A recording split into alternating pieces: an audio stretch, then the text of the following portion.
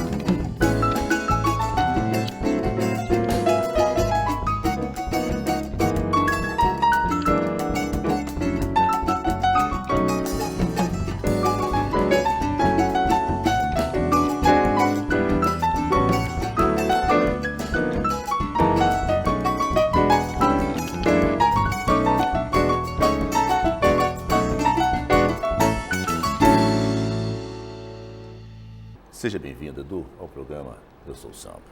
Seja bem-vindo. Bom, desde já eu quero agradecer, o convite e parabenizá-los, os 10 anos de programa. Sim.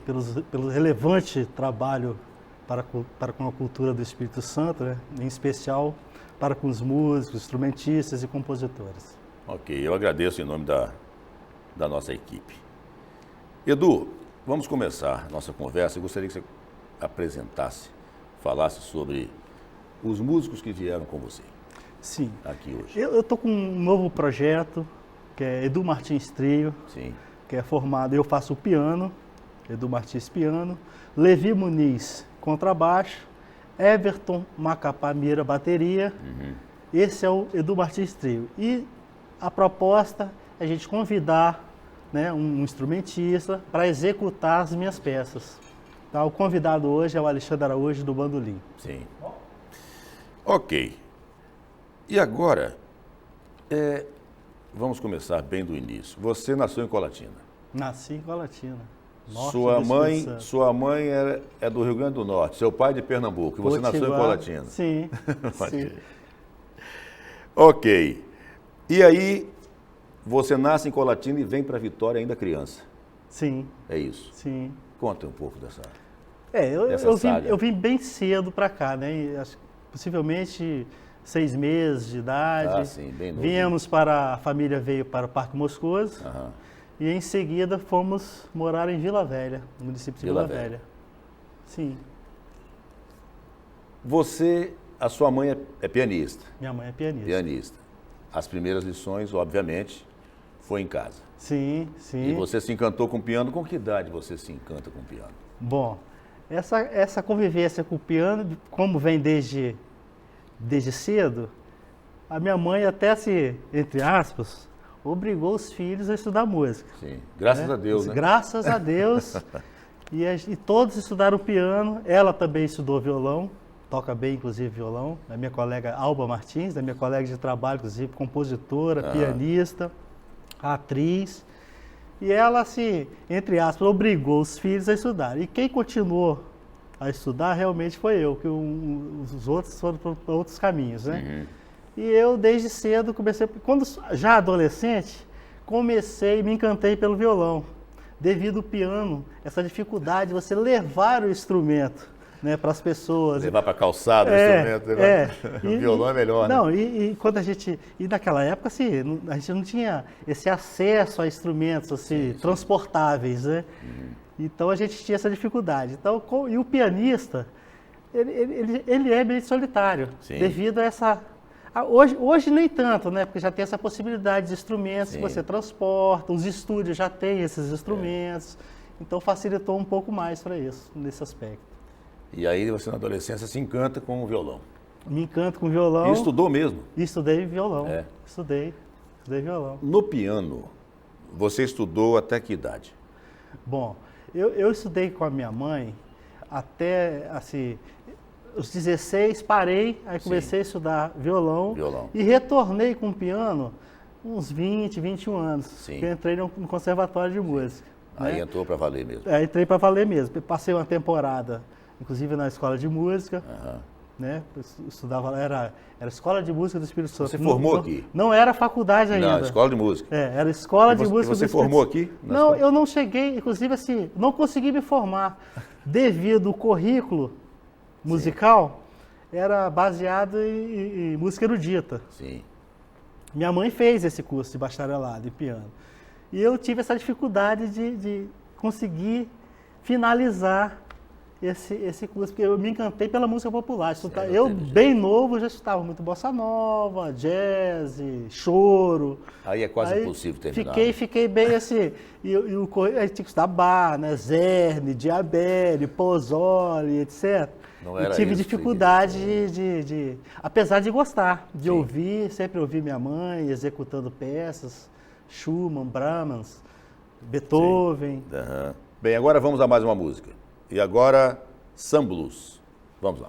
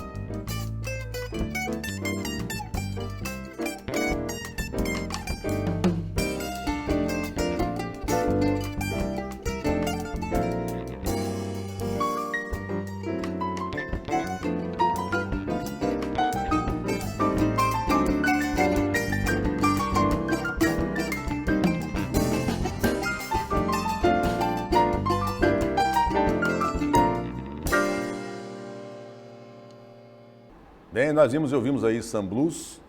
E aí, Edu, bom, o piano você não concluiu o curso e o violão você estudou quanto tempo? Eu estudo até hoje, né? Estudo até hoje. Mas sempre tive esse conflito com as academias de música. Sim. Eu sempre tive esse conflito. E fui através de pesquisa mesmo. Sim. E como eu tive essa formação, assim, ao meu entender, muito boa, através da minha mãe, né, que me ensinou até a estudar, a pesquisar, eu realmente segui esse caminho mais da pesquisa, meio autodidata. E você lembra o que você ouvia em casa? Sua mãe... Muito música erudita. A influência muito é Beethoven, muito boa, né? muito Mozart, muito Villa-Lobos, Francisco Mignone. Sim. Entendeu? Importante isso, Pixinguinha, Chiquinha Gonzaga. Muito importante. Zequete. Sim, muito bom, muito bom. E aí, dos pianistas, eu sou muito curioso para saber isso de você.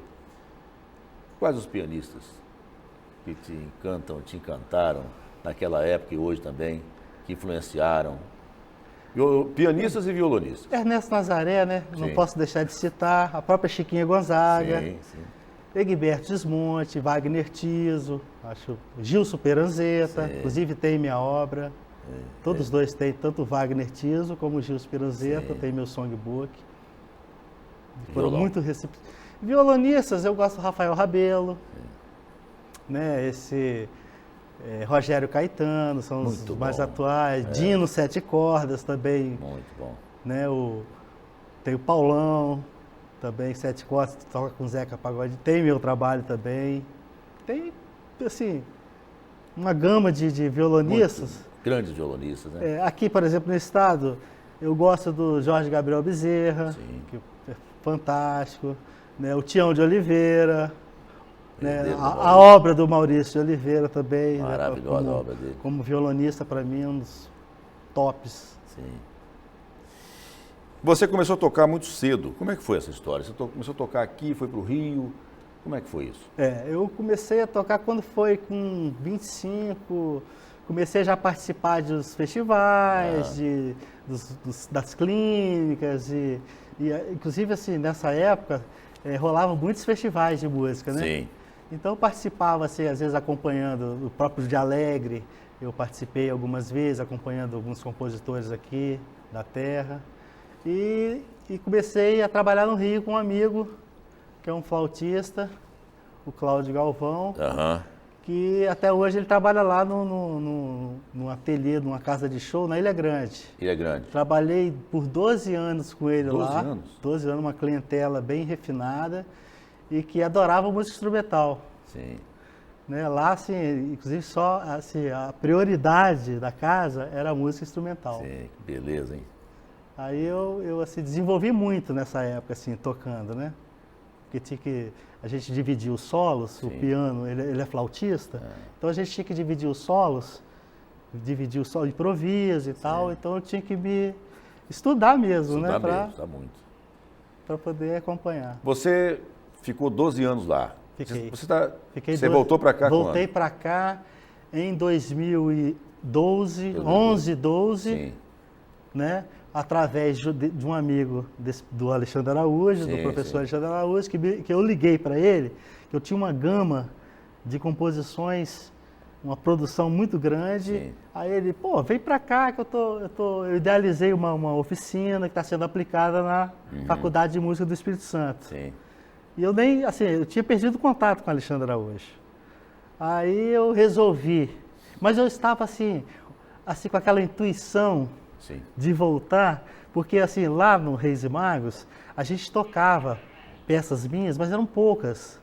Até mesmo porque, assim, como eram autorais, a gente procurava até assim, peças realmente de compositores já consagrados, né?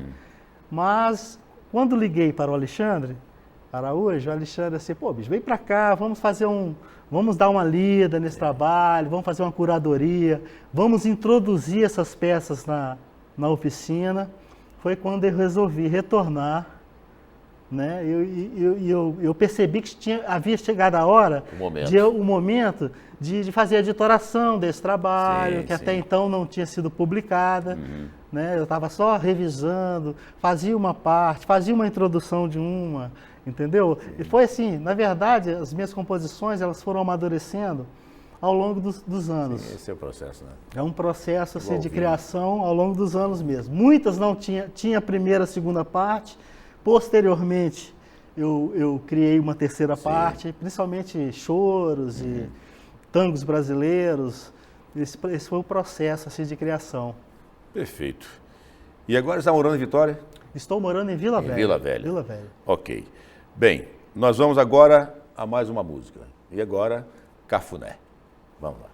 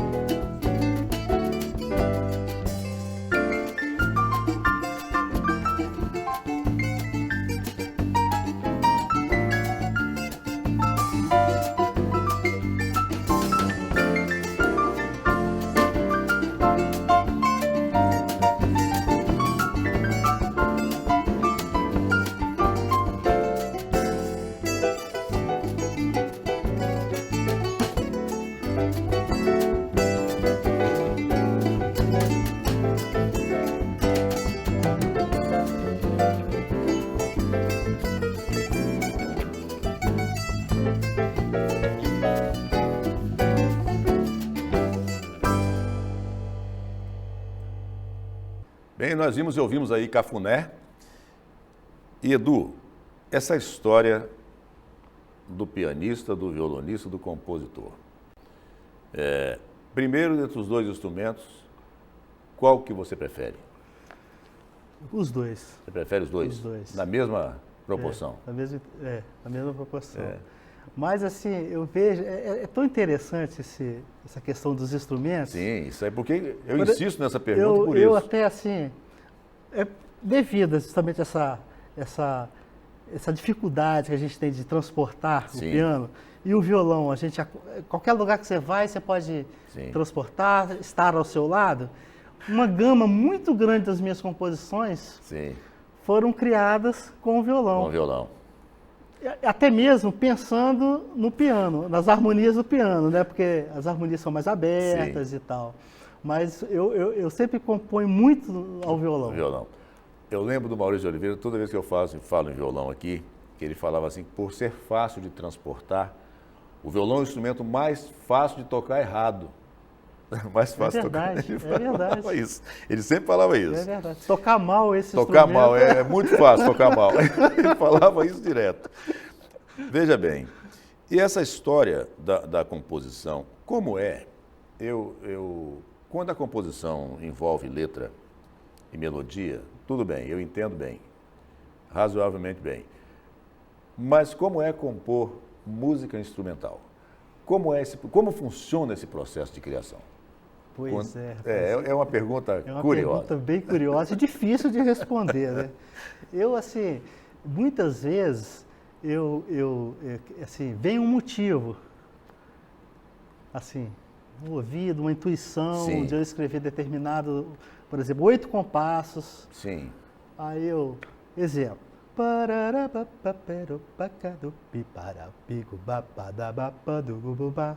Por exemplo, Sim. esse é um motivo. Aí, através desse motivo, eu vou desenvolvendo assim, esse início. Esse início. Aí, Tá? só para entender, e o pessoal também entender, você faz o que com isso? Porque você pega o papel e escreve na partitura? Escrevo você escreve. imediatamente, até quantas vezes eu já escrevi assim nas madrugadas, Sim. E não querendo dormir, porque senão eu ia perder, né, esse motivo. É por isso que eu chamo a atenção do pessoal que está vendo o programa, a importância para estudar, porque eu, por exemplo, eu não escrevo. Entendi. E o sofrimento é maior. Sim. Você tem que ir um gravador, sabe, isso aí. Por isso é importante estudar, porque nessa hora o compositor não perde a linha melódica, não perde o início. Inclusive rítmica. É rítmica. Tudo. Né? Da própria melodia. Você prende todos os passarinhos aí na mesma sim. gaiola. Sim. Não é? É curioso E isso. procuro sempre escrever. Sim. Às vezes, assim, escrevo o manuscrito, aí passo para um editor de partitura. Sim. Eu uso o Finale, mas existem N. Aliás, assim, na nossa época não existia editores de partitura. A gente tinha mais dificuldade para justamente fazer com que os músicos leiam o que você estava criando, né? Porque manuscrito é igual carta, cada um tem sua letra e tal. Agora, quando você passa por um editor, aí fica mais visível, né? Aí você vira um livro, né? fica transparente, você lê a Fica partitura, bom de ler. Bom de ler. Isso aí. Bem, agora vamos a mais um número e agora 2 músicas. Só Danço Samba e Faceira.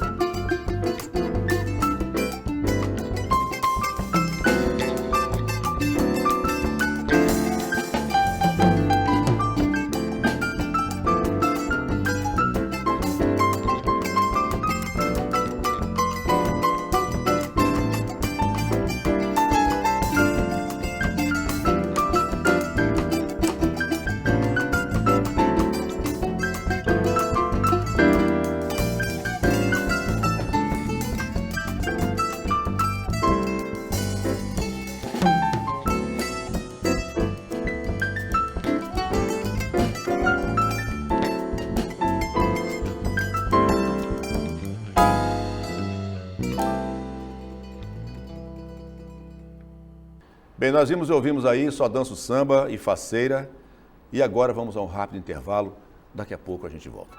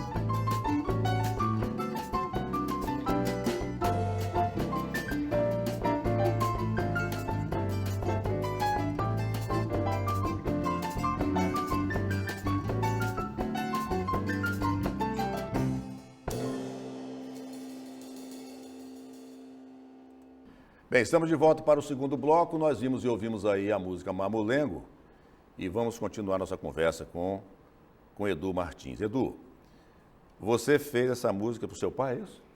Exatamente, fiz uma homenagem. Seu pai também é músico?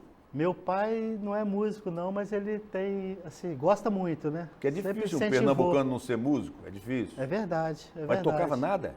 Não, toca nada? Não toca, mas aprecia. Aprecia. Aprecia muito. É muito. Ele, inclusive, é cidadão Espírito Santense. Ah, né? é? Pernambucano, cidadão Espírito Santense. Ok. E a sua mãe, como é que é o nome dela?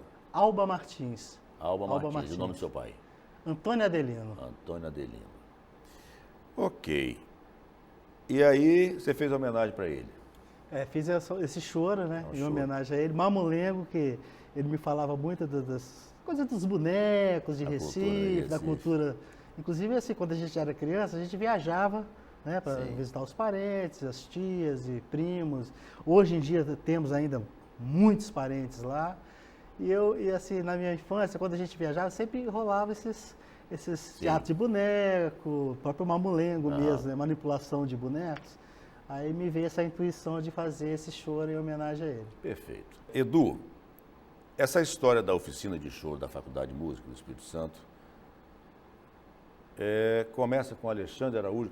Lembrando que Alexandre Araújo, ele é professor da Faculdade de Música do Espírito Santo e é integrante do grupo Carne de Gato, grande músico. Foi ele que convocou você para essa missão, né? Sim. Como eu havia dito, eu liguei para ele em 2011, 2012. Aí ele me disse, pô, eu tô ministrando, idealizei uma oficina, estou coordenando uma oficina na Faculdade de Música do Espírito Santo. Tá? Convocando para que eu pudesse introduzir minhas peças na oficina. Assim o fiz. Voltei para o Espírito Santo e começamos a ter encontros, né? E eu mostrando algumas peças minhas, alguns tangos, choros, sambas, bossa, inclusive machiches. Inclusive, assim, o que eu vejo assim, bem interessante desse trabalho de composição minha é a diversidade de gêneros. Sim, de gêneros. Tá? Tanto assim, de gêneros brasileiros, como o jazz mesmo, Sim. tem boogie-woogie, eu tenho swing, né? Isso aí que eu vejo assim como bem interessante do meu trabalho. Sim. E aí, qual o principal objetivo dessa oficina? Bom, essa oficina seria, assim, o principal objetivo foi pesquisa mesmo, né? Pesquisar os compositores, inclusive capixabas da terra, Sim. como também os consagrados, tá? E, inclusive introduzir essas peças dos compositores capixabas na oficina. Sim. Tá? Então a gente, por exemplo, quando as peças às vezes não estavam editoradas, Ah, tínhamos que escrever para os instrumentos em si bemol, mi bemol, manuscrito. sim. Né? Às vezes, a gente escrevia às vezes assim, enquanto a oficina estava acontecendo, um estava escrevendo. Alexandre, inclusive, escreve muito bem, fazia esse papel, eu escrevia e tal, para a gente introduzir para os outros instrumentos, né? Instrumentos de si bemol, dó e mi bemol. Quando surgiu Isso aí. justamente essa ideia Surge a ideia desse formato de songbook, Sim. em 3 tonalidades, em 3 registros, Sim. né? Abrangendo aí a acessibilidade para os músicos, né? Sim. Em geral, aí, dos instrumentos em dó, si bemol e mi bemol. E mi bemol. Tá? E tem. E nesse CD aqui, que faz parte desse songbook, tem melodias. Conta essa história aí. Pois é. Aí, assim, a ideia, inclusive, era só o livro. Sim. Aí, com essa introdução das peças, a gente começou a tocar, fazer prática de banda com os músicos, eram professores, estudantes e convidados, surgiu a ideia do CD, né? Sim. Porque eu foquei nesse songbook 4 gêneros musicais: choro, tango brasileiro, samba e bossa nova. Sim. Tá? Aí surgiu a ideia de a gente fazer um CD. Vamos fazer um CD. Vamos fazer um CD. Fiz uma parceria com um estúdio na Mosca, tá? A parceria com a faculdade é a parte gráfica, né? Sim.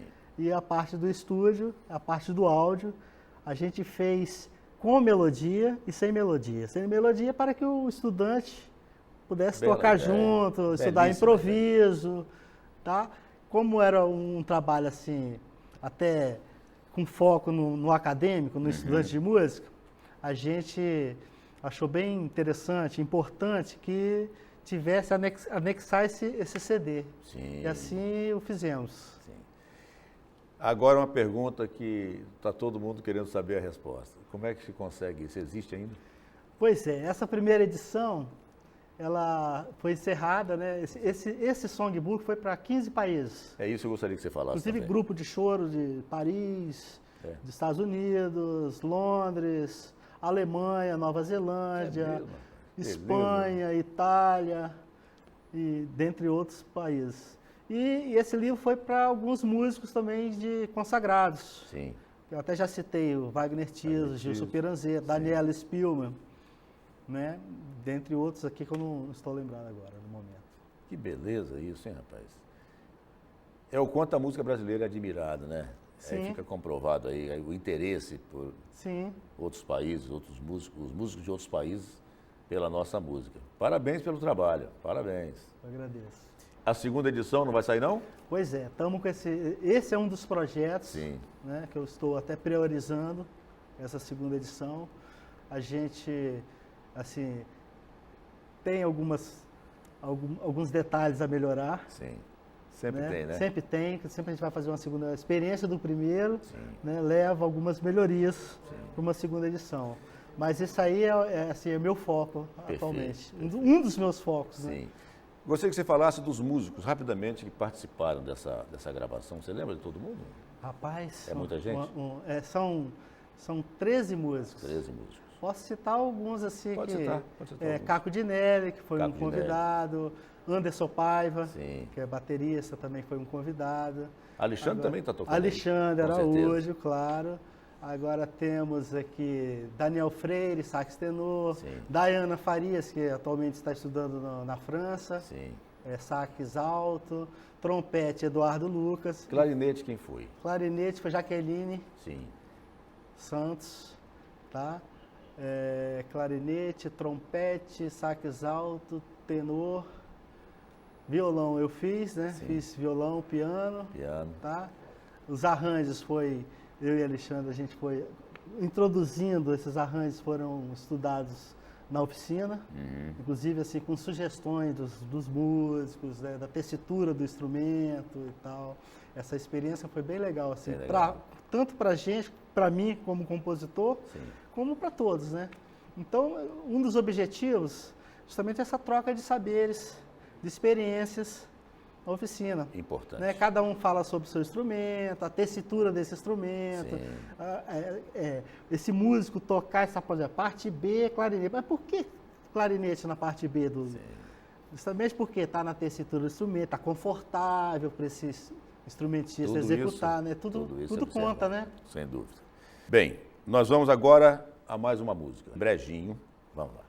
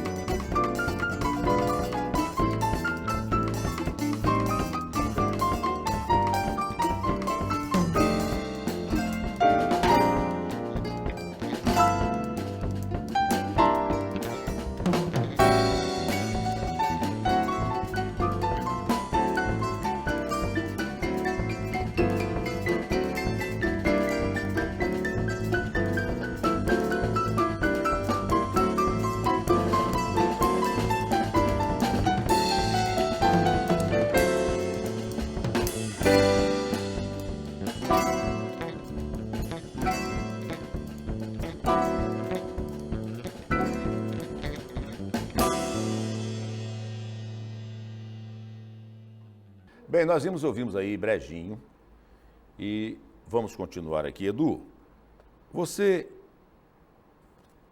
essa história da editora, conta como é que foi confeccionado isso? Sim, isso foi através do edital, do lançamento da editora Fones, Sim.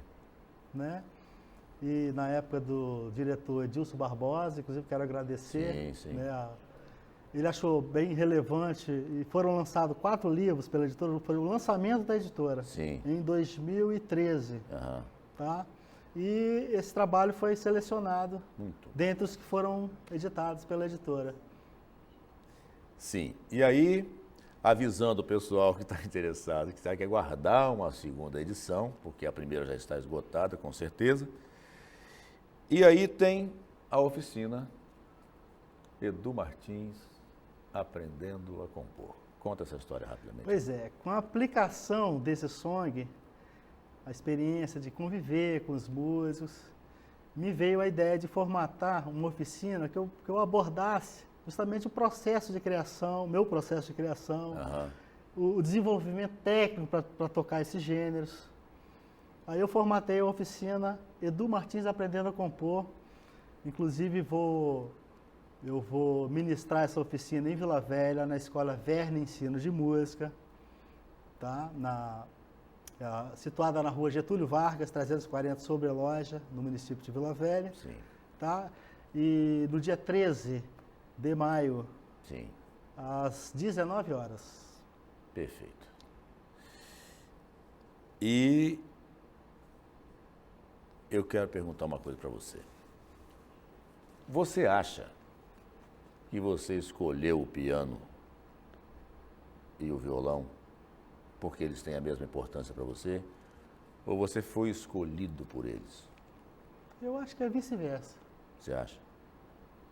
Penso que sim. E a convivência mesmo. Meu avô também tocava violão, né? Sim. Esse baião, o brejinho, eu fiz em homenagem a ele. É, seu avô. Também que é de Natal e tocava violão. Me lembro muito bem, quando criança, ele sentava na varanda com o violão e tocava Odeon, Sim. né? Um tango brasileiro do Ernesto Nazaré. E eu fiquei um pouco, eu confesso até que fiquei meio em dúvida, né? De qual instrumento escolher. Mas acabei escolhendo os dois. Perfeito. E a música? A música escolheu você ou você escolheu a música? Eu acho que eu fui escolhido pela música. Você foi escolhido. Eu acho que tem as pessoas que escolhem a música e tem outros que são escolhidos por ela. Porque eu até mesmo assim, fico surpreso com as peças que saem, com as que eu escrevo. Sim. Geralmente escrevo peças muito mais difíceis do que eu tenho condição de tocar, então eu tenho que preparar o dedo e tal, fazer aquele trabalho de estudo mesmo. Né?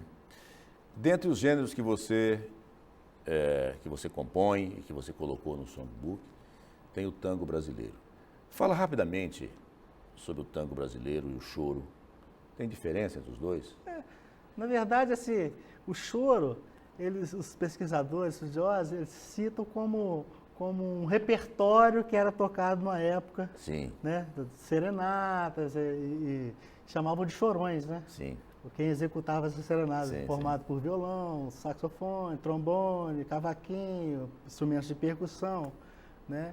E a esse repertório que virou um gênero musical, virou um né? gênero musical, né? E o tango brasileiro, eu vejo assim, é bem interessante que você fala em tango, você pensa em tango argentino, né? Com certeza. E foi para um caminho completamente diferente, né? Por volta de 1870.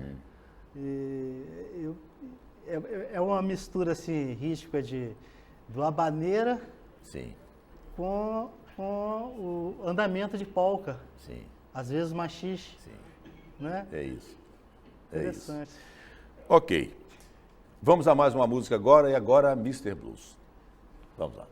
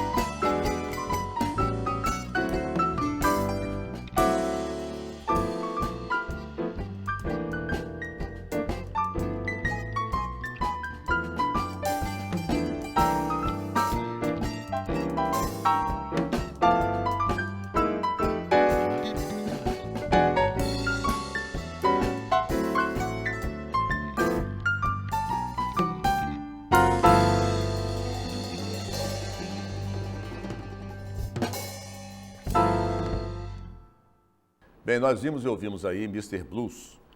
E agora, meu amigo Edu, os novos projetos que você tem, que eu sei que você tem muita coisa aí em favor da música brasileira. Além desse projeto de Edu Martins Trio, Sim. Convida, eu estou assim, empenhado. Eu tive 2 projetos aprovados na Lei Rouanet, né, final do ano passado, que são 2 outros songs, né, só com peças diferentes, inclusive gêneros diferentes, que é o Edu Martins Trilhas Caprichosas e Edu Martins Choros e Sambas. Sim. Que eu foquei só choros e sambas. Esses 2, e pretendo agora circular, né? Estou aberto a convites. Sim. Quero até deixar meu telefone. Vai deixar sim. Né? Vai deixar o telefone agora mesmo. Pode falar.